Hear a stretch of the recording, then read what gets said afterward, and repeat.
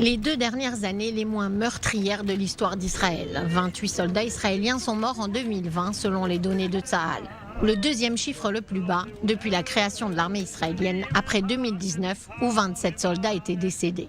En 1982, année de la Seconde Guerre du Liban, on comptait 545 soldats tués.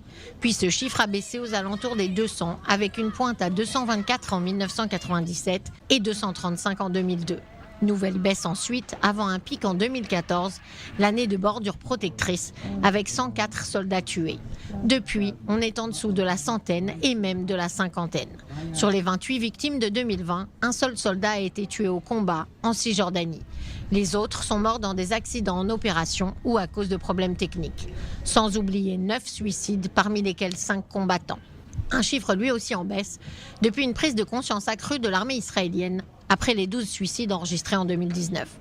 Le général Moti Almoz a affirmé à l'occasion de la publication de ces chiffres que Tsahal dispose aujourd'hui de moyens plus rapides pour localiser les soldats disparus ou ceux dont la vie est en danger.